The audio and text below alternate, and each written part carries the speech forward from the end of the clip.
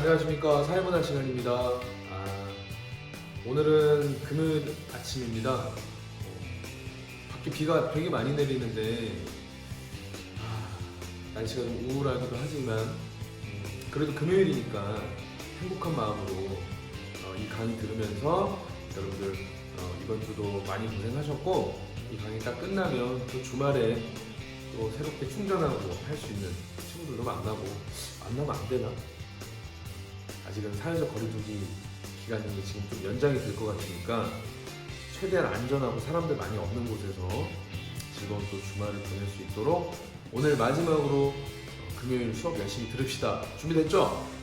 자, 오늘 들어갈 핵 6 제목은 연구 태도와 윤리입니다. 우리가 지금 사회문화 현상이 어떤 건지 공부를 하고, 그리고 이 사회문화 현상을 어떻게 연구할지 연구하는 방법에 대해서 알아본 다음에, 그러면 이 연구를 할 때 자료를 우리가 모아서 좀 봐야 되겠는데, 자료 수집을 어떻게 해야 되는가, 자료 수집하는 방법까지 알아보고 나서 마지막으로 그러면 연구할 때 우리가 그럼 지켜야 될 태도, 또 윤리적으로 우리가 좀 해야 되는 문제는 뭐가 있을까? 이 윤리가 들어가는 이유는 꼭 이렇게 시작하면 종이 칩니다.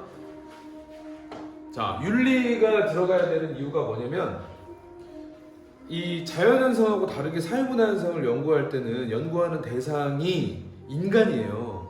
그쵸? 그렇기 때문에 인간을 대상으로 하는 아까 실험법, 우리 봤던 실험법이나 이런 모든 자료 수집 방법, 이런 연구에서 인간을 대상으로, 같은 인간을 대상으로 해서 연구를 하는 거기 때문에 이 윤리적인 측면도 굉장히 중요하게 생각을 해야 됩니다. 네.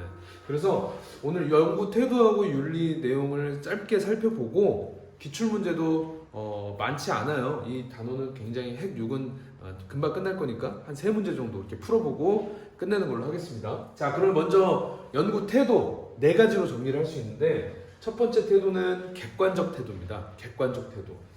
이 객이라는 뜻이 손님 할 때 그 객이에요. 그러니까 중요한 게 뭔 말이냐면, 내 안에서 나의 마음이 아니라 내 바깥에 있는 손님, 다른 사람들의 관점을 가지는 태도입니다.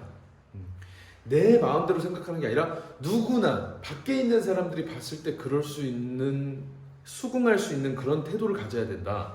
의미를 한번 보시면, 연구자가 자신이 갖고 있는 주관적이라고 표현을 하죠. 그런 가치나 편견, 이해관계 이런 거를 배제시키고 정말 나의 가치를 하나도 넣지 않고 밖에 있는 사람들의 시선으로 연구를 해야 된다는 태도, 이거를 객관적 태도라고 합니다. 말은 여러분들이 어렵지 않을 거예요. 우리가 일상생활에서도 많이 쓰는 단어이기 때문에. 근데 이제 객관적 태도가 지키기 어려운 이유가 뭘까? 수능에서 물어보는 건 요거를 많이 물어봅니다. 자, 객관적 태도가 왜 쉽지 않냐? 첫 번째, 연구를 하는 연구자 본인도 사회문화 현상의 하나의 일원이에요. 그쵸? 내가 만약에 사회문화 현상에 들어가 있지 않은 정말 어떤 신의 영역, 어떤 사회문화 현상 바깥에 있는 사람이라면 이 사회문화 현상을 연구할 때 굉장히 객관적으로 할 수 있겠지만, 연구하는 연구자 본인도 그 인간인데 자기가 일단 사회문화 현상 안에 들어가 있는데 어떻게 객관적으로 하겠냐? 아까 객이라는 것을 바깥에서 보는 거라고 했잖아요. 그렇기 때문에 포함되어 있기 때문에 객관적으로 하는 게 쉽지 않을걸? 이런 얘기고요. 두 번째, 연구자가 속해 있는 사회 집단의 이해관계입니다. 이해관계. 자기가 속해 있는 사회 집단의 이해관계. 이해관계라는 거는 이 이해가 언더스탠드 이해가 아니라 이익과 손해의 줄임말이에요. 이익과 손해. 이게 무슨 말인지 아시죠? 어떤 집단에 들어가 있으면 이익이 생길 수도 있고 손해가 생길 수도 있거든. 무슨 얘기냐면서, 이거 예를 들면 항상 생각나는 게 2차 세계대전 때 히틀러가 우리 독일 민족이 얼마나 위대한가, 이거를 국민들에게 막 주입을 시키고자 연구를 되게 많이 했거든요. 그러니까 예를 들어서 우리 독일 국민들이 내가 이렇게 밖에 유럽 옆에 있는 변방 국가들을 전쟁으로 지금 괴롭히고 우리 독일 민족이 엄청 커져나가는 이거를 정당화하기 위해서는, 야, 우리가 유태인들 봐, 우리 독일 민족보다 훨씬 떨어지는 사람들이야, 이거를 국민들에게 인식시키기 위해서 엄청 많은 사회문화적 연구를 했어요. 근데 실제로 그때 사회학자들 막 히틀러가 데려다가 독일 민족의 우월성을 증명하는 연구를 해라. 이미 연구 시작부터 객관적 태도가 없는 연구였지. 그래서 연구를 하는데 이 연구자도 그 나치당에 가입되어 있는 그 사회학자이기 때문에 유태인들의 어떤 습성과 우리 독일 민족의 습성을 쭉 연구해봐가지고 이러니까 독일 민족이 위대하다. 우리는 유태인을 점령할 정당할 가치가 있다. 이런 걸 보여줘야 되는데 이런 마음을 가지고 나도 나치당에 속해 있는데 이걸 어떻게 유태인들이 더 월등하다는 연구 결과를 낼 수가 있겠습니까? 완전히 조작이 되겠죠. 내가 속해 있는 이 집단의 이해관계 때문에 어쩔 수가 없는 객관적인 태도를 지키기 어려운 부분이 있다. 이 얘기입니다. 다음 세 번째는 시대가 가지고 있는 그 시대의 지배적인 가치, 이것 때문에 그럴 수도 있어요. 조선시대로 예를 들어서 갔는데 선생님이 조선시대에 가가지고 우리 조선시대는 유교, 성리학이 굉장히 자리를 잡고 있잖아요. 그래서 우리 지금 이 강의 같이 듣고 있는 여학생들은 조금 듣기 불편할 수도 있겠지만 그 당시만 해도 여자가 무슨 공부를 해? 계집애들이 집에서 빨래하고 청소하고 밥하고 서방님 잘 모시고 이것만 하면 되지, 이런 시대적인 가치가 당연한 거였거든. 근데 김우람이라는 사회학자가 타임머신을 타고 가서 자, 여성들이 굉장히 우월합니다 여러분. 여성들은 남성들보다 감성적인 어떤 그런 두뇌 발달이 더 빠르기 때문에 글도 훨씬 잘 쓰고 아무튼 수많은 문학적인 그런 소양을 갖추고 있습니다. 여자들도 공부를 시켜야 될 것 같습니다. 그래서 남자와 여자의 어떤 막 그런 능력을 비교하는 연구를 한 거지. 근데 여자가 훨씬 위대하다라는 결과를 낼 수가 있어 없어? 정말 심하게 얘기하면 그런 연구 결과를 퍼뜨렸다가 관가에 끌려가가지고 성리학에 어긋나는 말도 안 되는 그런 사상을 막 했다고 해서 뭐 목을 쳐버린다든지 이럴 수도 있단 말이에요. 그래서 그 시대가 가지고 있는 지배적인 가치 때문에도 객관적인 태도를 유지하면서 연구하는 게 쉽지 않을 거다. 이 세 가지 이해 가시죠? 요 정도 알면 될 것 같습니다. 자, 그 다음에 두 번째 태도, 개방적 태도입니다. 개방적 태도, 개방한다, 열려있다 이런 뜻이겠죠? 선생님 제일 좋아하는 말인데 짧지만 너도 옳다 이 말이에요. 너도 옳다. 그래서 토론 논술의 키, 이걸 왜 적어놨냐면 여러분들이 어떤 논설문을 쓴다든지 아니면 어떤 상대방과 토론을 한다든지 이런 때 yes but 논법이라는 게 있어요. 쭉 상대방하고 이야기를 할 때 막 얘기를 하는 거지. 상대방이 막 얘기가 끝나고 나면 아유 무슨 말도 안 되는 소리를 합니까? 당신 말 다 틀려요. 제 말 들어보세요. 이렇게 해야 되는 거죠. 상대방이 또 뭐 말도 안 돼요. 그거 아니에요. 이거요. 이렇게 하는 것보다 토론에서 정말 승리하기 위해서는 상대방이 얘기를 다 했을 때 아 그래. 아, 네 말도 옳다.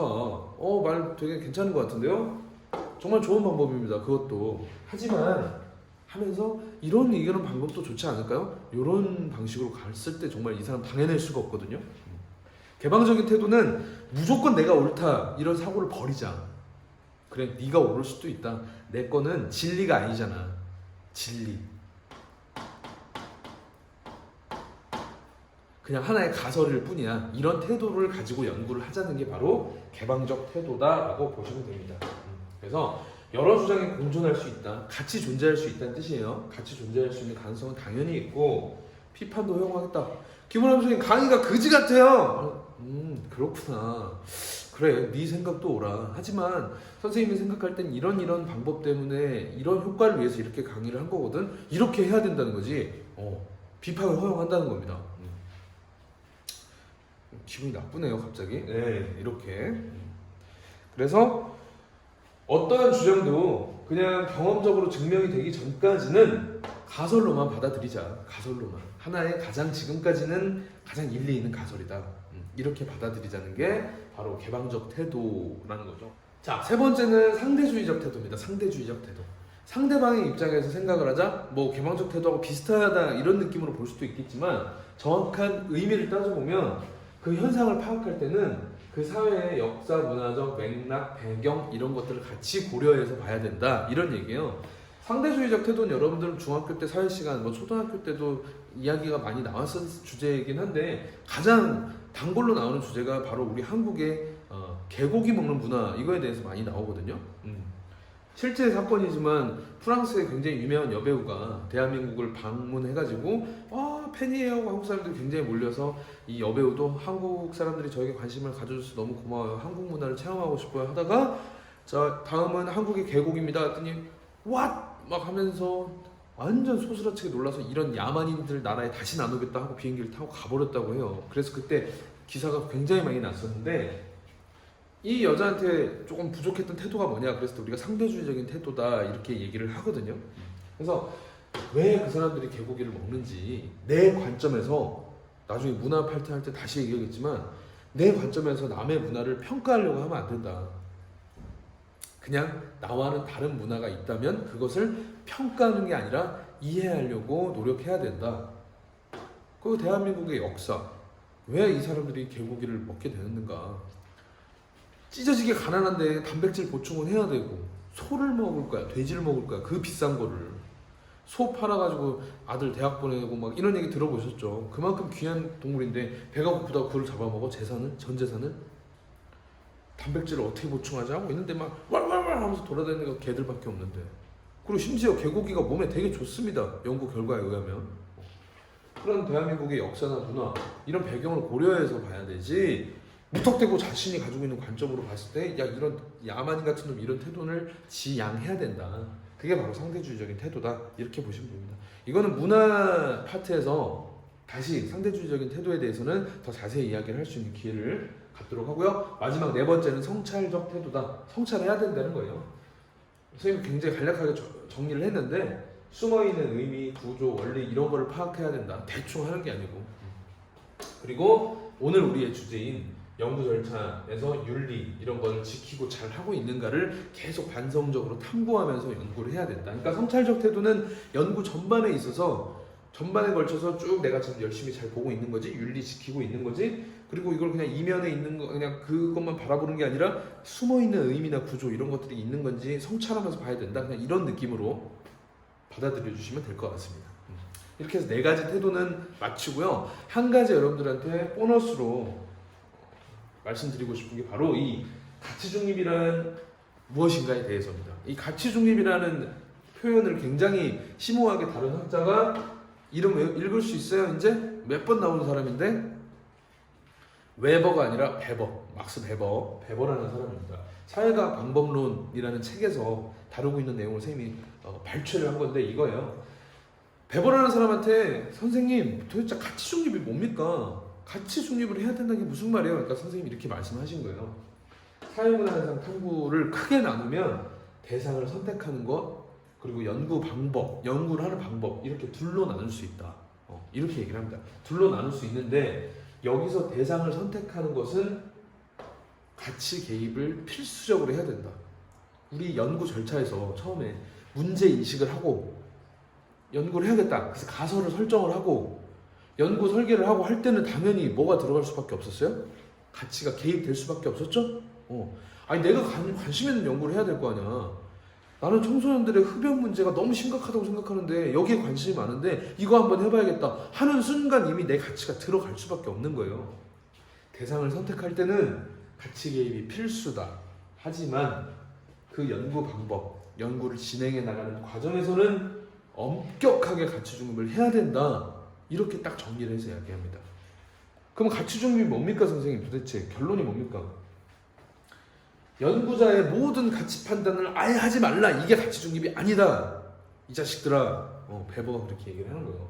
모든 가치 판단을 하지 말라는 뜻이 아니고 연구 내용이나 과정 이런 단계를 지나갈 때 연구 내용, 과정 내용을 조작하거나 왜곡하거나 이러지 않는 것이 가치 중립이다. 이렇게 결론을 내리는 거예요. 가치 중립의 의미가 뭔지 아시겠어요? 이 표현도 가치 중립에 대한 의미. 베버가 한 얘기는요, 수능에 다 나옵니다. 무조건. 이런 위대한 학자밖에 낼 수가 없어요. 수능 문제는. 이따가 확인해 보도록 하겠습니다. 다음은 두 번째 이제 연구 윤리만 보면 끝날 것 같아요. 윤리. 우리가 연구 윤리가 왜 중요한지를 먼저 본다 그러면 아까 선생님이 처음에 얘기했듯이 연구 대상이 누구냐면 인간, 휴먼입니다. 휴먼. 연구 대상이 같은 인간이기 때문에 물론 그렇다고 해서 뭐 자연과학 실험에서 쥐하고 막 고양이하고 개한테 막 신약 개발하면 먹여가지고 어떻게 행동하나 보고 뭐 동물 실험이 무조건 그거는 막 해도 되냐 이것도 아니에요. 지금 또 동물 실험에 관련돼서도 동물의 인권은 아니죠. 동물의 권리 뭐 이거를 보호하자 하는 사람들도 그 실험도 굉장히 하면 안 된다고 막 굉장히 반대하고 있잖아요. 근데 하물며 인간을 대상으로 하는데 같은 인간을 실험하는 건 굉장히 유심히 조심히 해야겠죠. 그래서 그때 필요한 게 바로 연구윤리입니다.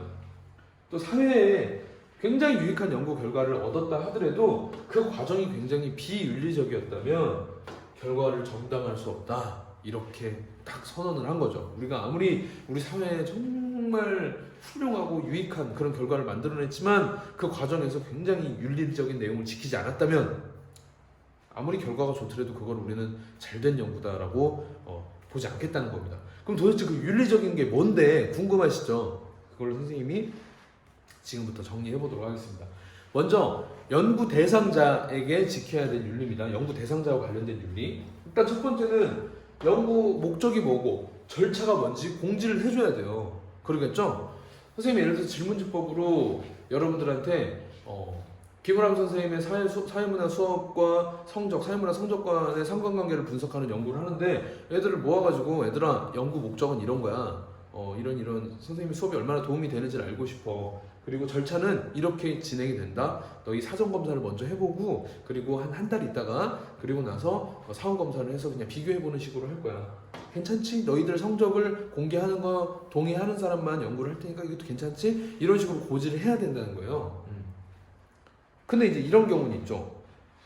예를 들어서 이 실험이야 상관없어요. 물론 이런 실험을 하더라도 호손 효과, 존 헨리 효과 이런 게 발생할 수 있다는 위험은 분명히 있습니다. 막을 수가 없죠, 사실 그거는. 근데 이런 경우는 있어요. 예를 들어서 연구가 지금 어떤 목적으로 되고 어떤 절차를 거쳐서 진행이 된다라는 걸 미리 알려주면 망칠 수밖에 없는 연구들이 있어요. 좀 그냥 재밌는 예를 들기 위해서 한다 그러면 사람들이 길에 떨어져 있는 10,000원을 보고 어떻게 행동할까에 대한 사람들의 보통 심리가 뭘까를 연구하기 위해서 여러분들 쉬는 시간에 복도에다가 10,000원짜리를 떨어뜨려 놓는 거지. 한 명씩 화장실을 보내주는 거야. 근데 만약에 그거를 얘들아 이런 연구를 할 거야 그렇게 해버리면 누가 그걸 하겠어. 지나가다 보고 이 10,000원짜리가 왜 떨어져 있지? 당장 선생님들께 갖다 주고 주인을 찾아줘야겠어 이러면서 가겠지. 알고 있으면 착한 척하고 막 그럼 연구가 의미가 없잖아요. 그래서 그런 연구는 어떻게 할 건데 그러면 연구 대상자가 지금 자기가 연구 대상인 거를 모르고 해야 진짜 의미가 있는 연구 이런 거는 어떻게 해야 되냐면 그걸 지금 목적 고지가 결과에 영향을 주는 경우 방금 선생님 돈 줍는 실험 이런 거 하는 경우에는 그냥 일단 해보고 이 결과를 발표하기 전에 양해를 구하고 해야 하는 과정은 최소한 거쳐야 된다. 그래서 선생님도 요새 유튜브에서 몰카 같은 거 되게 많이 보는데 재밌잖아요. 시간 때울 때. 그 몰카를 알려주고 할 수는 없잖아요. 이미 다 알려주고. 그러니까 몰래 했더라도 죄송한데 이거 저희가 영상을 좀 써도 될까요? 이렇게 항상 동의를 구하지 않습니까? 그렇게 하면 된다. 이해 가시죠? 자, 두 번째. 이 연구를 하면서 미치는 영향이나 예상되는 피해가 뭔지 설명을 꼭 해줘야 된다. 이거는 뭐 자연과학 연구에서도 마찬가지겠죠? 선생님 대학생 때 용돈 받으면 막 하루 이틀 만에 막 술도 마시고 뭐 하는데 다 써버리고 돈이 없으니까 야 우리가 돈이 이렇게 없냐 이렇게 가난한 대학생들이 우리 어떻게 해야 되냐 하는데 그 선생님 다니던 학교의 대학병원 그 대학교 병원에서 임상실험 이런 알바 모집을 해요. 새로 약을 이렇게 개발하면 이게 인간들한테 많은 부작용은 없는지 이런 거 이제 테스트를 하는 거의 뭐 생체 무슨 마루타지. 그래서 일주일 동안 병원에 가서 그 약을 일정한 시간 되면 먹으면서 누워만 있으면 돼. 그럼 막 100만 원씩 줬어 그때 돈으로. 눈 돌아가죠. 그때 100만 원은 더 컸거든. 그러니까 막 우리 다 가서 막 저 하겠습니다. 그래서 누워가지고 야 설마 죽겠냐 하고 먹었단 말이지. 근데 그런 연구를 하는데 이 약이 미칠 수 있는 영향이나 예상되는 피해 이런 걸 설명을 안 해준다? 그러면 안 되겠죠. 선생님 그때도 들었어요. 딱 누워서 약 먹기 시작할 때 의사 선생님이랑 모여가지고 우리 실험에 참가해주신 여러분 너무 감사드리고 이 약 뭐 그렇게 위험하지는 않습니다. 이 약을 일단 먹었을 때 나타날 수 있는 부작용은 거의 뭐 눈이 약간 실명이 될 수도 있고요. 그리고 후각을 잃을 수 있는 정도? 뭐 그거 말고는 없습니다. 이렇게 설명을 해줘야 네, 저 안 하겠습니다 하고 나가지. 그런 걸 숨기고 했다가는 정말 큰일 나겠죠. 사회과학 연구에서도 마찬가지로 연구 대상자한테 피해가 생기거나 뭐 영향이 생길 수 있는 거는 미리 사전에 고지를 해줘야 된다. 이게 두 번째 윤리적인 내용입니다. 세 번째는 익명성 보장. 개인정보를 연구 목적 외에 활용하면 안 된다. 예를 들어서 흡연 실태 조사를 선생님이 차별 관찰을 통해서 했는데 딱 연구가 끝나고 얘들아 미안해, 나 사실 전학생이 아니라 사회학자 김우람이야. 너희들 괜찮다면 이 연구 결과를 청소년 흡연을 막을 수 있는데 좀 쓰고 싶은데 너희가 동의해주겠니? 아, 네, 뭐 그러시죠 하고 이제 했는데 고맙다 그래놓고 얘네 얼굴을 들고 막 9시 뉴스에 나가가지고, 이 친구는 제가 참여 관찰을 해보니까 1교시, 2교시 1시간 끝날 때마다 담배를 피는 놈입니다. 아주 악독한, 아유 담배 냄새가 막 이렇게 하면서 하면 되겠어요. 그래서 익명성 꼭 보장해줘야 되고, 개인정보는 연구 목적 외에는 절대 활용하면 안 된다는 점, 이것도 연구 대상자에 대한 윤리로 보실 수 있겠습니다. 자, 연구 과정에서 지켜야 될 윤리가 뭐가 있냐? 아까 베버 형이 얘기한 얘기야. 정확하게 자료씩 분석해야지. 같이 중립, 개입, 중립하고 조작하거나 왜곡하거나 축소하거나 은폐하면 안 된다. 과정에서 가장 필요한 윤리고요. 두 번째는 자료 인용할 때 출처 밝히는 거. 이것도 굉장히 중요한 연구 윤리입니다.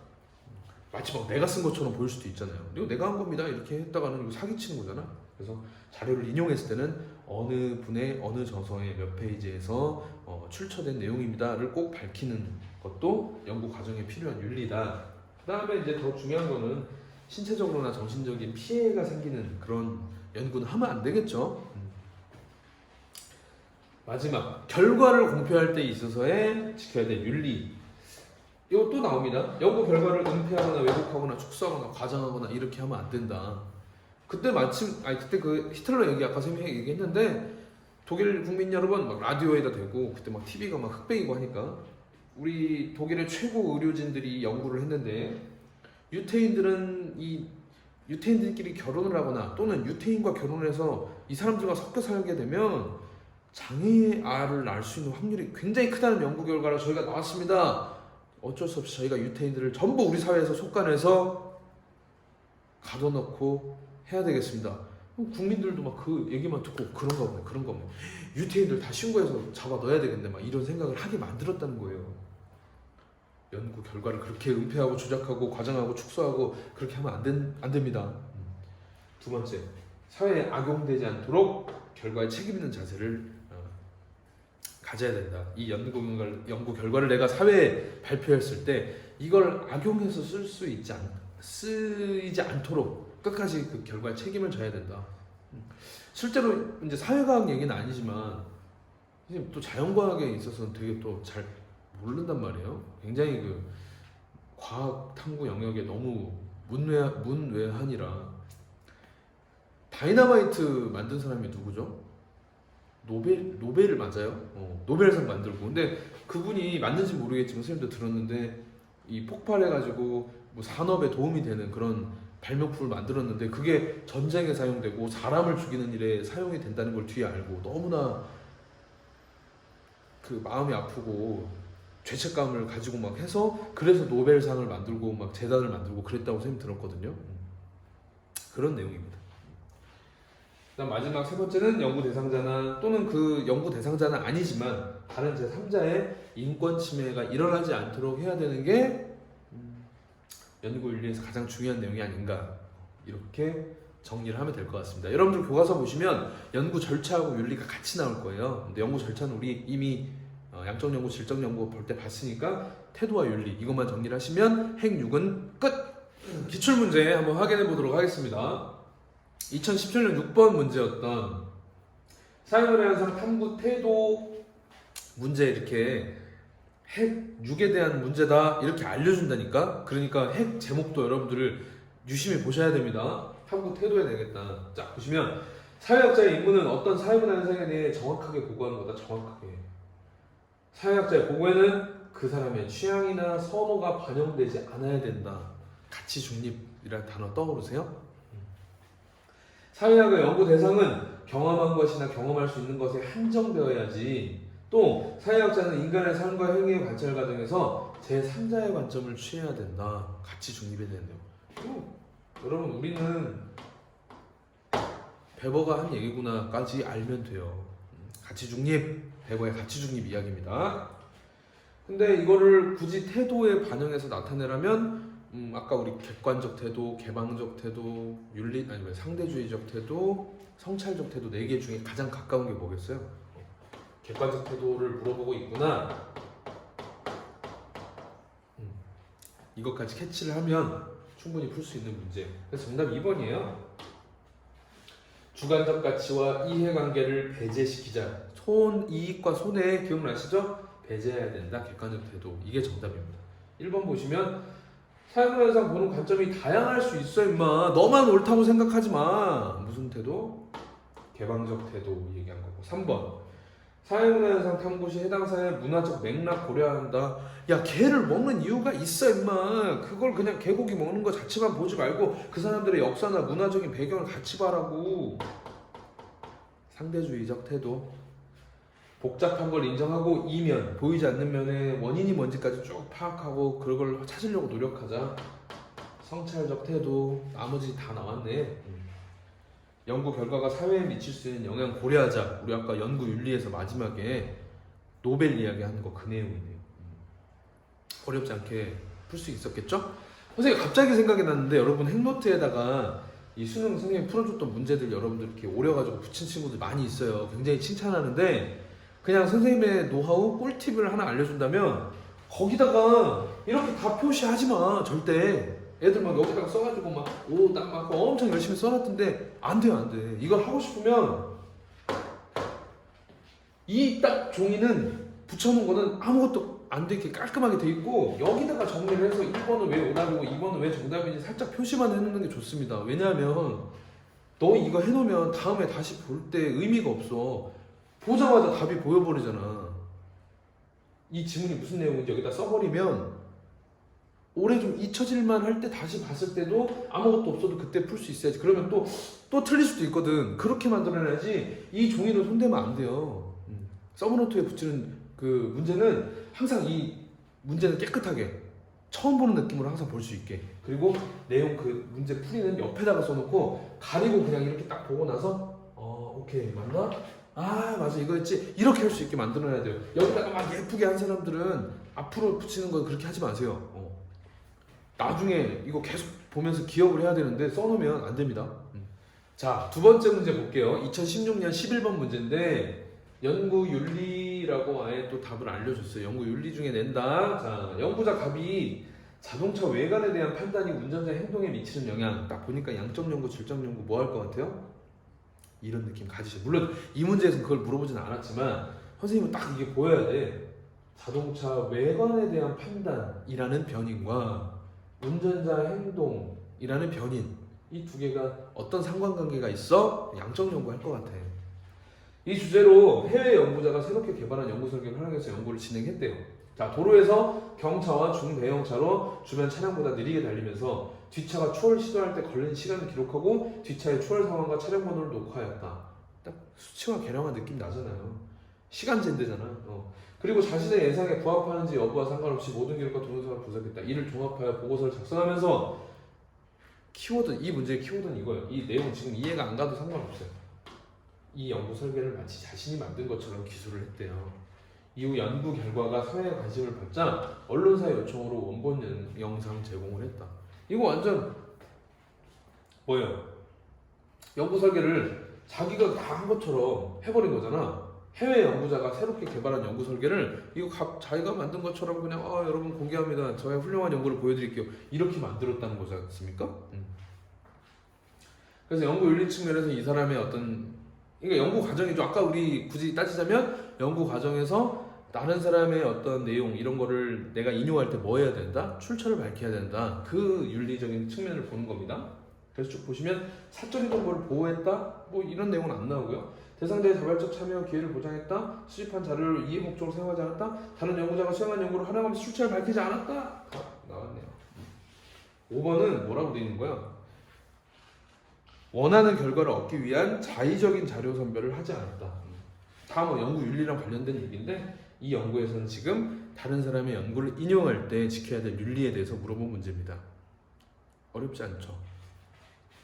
한 문제만 더 풀고 끝냅시다. 자, 2015년도에 나왔던 수능 14번 문제입니다. 그래서 가나가 적용되어야 할 연구 단계에 옳은 걸 골라라 이렇게 돼 있는데 읽어보니까 연구자는 사회현상 연구 과정에서 가치 개입과 가치 중립 문제에 직면한다. 배버 생각나시죠? 연구자는 학문적 객관성을 위해서 가급적 이걸 지켜야 된대. 객관성을 위해서 지켜야 되는 거니까 가는 뭐겠어요? 가치? 가치 뭐예요? 가치 중립일 것 같고, 하지만 연구 과정에서 어떠한 가치 판단도 전제하지 않는 연구는 불가능하지. 배버 형이 얘기했잖아. 아예 판단하지 말라는 말이 아니라고 이 자식들아 이렇게 얘기했잖아요. 이걸 용인하는 단계도 있어요. 이게 뭔데? 가치를 개입하는 거잖아요. 이거 용인하는 단계도 있어요. 언제? 문제를 인식하고 여러분들이 해봐. 선생님 말만 듣고 있지 말고 같이 개입해도 되는 단계. 맨 처음에 문제 인식, 그 다음에 뭘 만들어? 가설 설정, 그 다음에 연구 설계, 개념 조작적 정의하고 자료 수집 방법 뭘로 할지 고민해서 만들고 연구 대상자는 누구로 할지 정하고 막 할 거 이런 거 정하는 거 다 자기가 판단해야지. 같이 개입해야지. 언제 중립해라? 자료 수집, 자료 분석, 가설 검증 그리고 결론 일반화 할 때까지는 이제 같이 중립하고 있다가 또 결과 활용하는 부분에서는 같이 개입해야죠. 그래서 같이 중립해야 되는 단계, 개입해야 되는 단계 알아? 그러니까 연구 절차하고 또 맞물리는 문제예요. 자, 개념을 측정 가능하도록 조작적으로 정의했다. 개념의 조작적 정의, 연구 설계하는 거 같이 판단해야 돼, 중립해야 돼. 중립하고 어떻게 하냐 이거를 같이 판단해야지. 친구들과 친밀도라는 변인을 이걸 어떻게 수치화하지? 카톡을 몇 번 보내는가로 측정해야지? 이거 내 생각이잖아. 대신 남들이 인정할 만한 걸로 해야지. 같이 판단해야 되죠. 이거 안 되겠네. 그죠? 자, 일단 수집된 자료를 통해서 가설의 진위 여부를 확인한다. 가설 검증을 하겠다. 쭉 봤어. 김우람 선생님 수업을 열심히 듣는 애들은 성적이 엄청 높게 나올 것이다. 가설을 세워놓고 쭉 했는데 김우람 선생님 수업 듣는 애들만 사회문화 다 9등급 맞았어. 에이씨, 가설 진짜 아니네, 틀렸네. 하기 말하기 너무 자존심 상해. 고치고 싶어. 막 얘네들 성적 잘 나온 걸로, 아니면 얘네 이 성적 말고 다른 시험으로 바꾸고 싶어. 이렇게 하면 된다고 안 된다고? 안 된다고요. 가설 검증까지 전부 다 같이 중립으로. 그죠?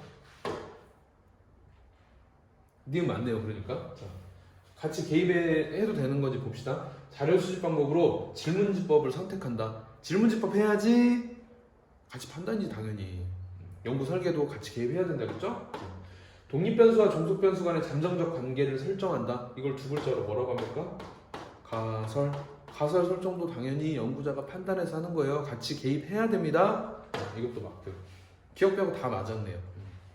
이 문제가 잘 이해 안 가는 분들은 연구 절차, 문제 인식부터 결과 활용까지 그 쭉 해가지고 선생님이 밑에 4개 단계 묶어놨잖아요. 이 부분은 같이 개입하면 안 된다. 중립해야 된다. 그거 한번 보고 다시 보시면 완벽하게 이해할 수 있는 문제인 것 같습니다. 이렇게 해서 오늘 핵 6은 끝내도록 하겠습니다. 선생님이 아까 얘기했던 것처럼 수능 기출문제 여기다가 붙여서 할 때 팁 알려줬죠. 그거 꼭 신경 쓰시고 핵노트 정리도 열심히 하시고, 또 궁금한 게 있거나 오늘 또 질문 게시판에 조땡님 아니 정땡님 친구가 질문도 남겨줬는데, 질문이라도 좀 자주 남기든지 좀 뭔가 뭐 이렇게 소통이 없습니까 여러분? 전화해요 선생님한테. 마음에 안 드는 거 있거나 뭐 물어보고 싶은 거 있거나. 화내서 미안하고요. 아무튼 즐거운 금요일 보내시고 다음에 핵 7이네요. 이제 핵 7에서 다시 만나도록 하겠습니다. 건강하세요. 안녕.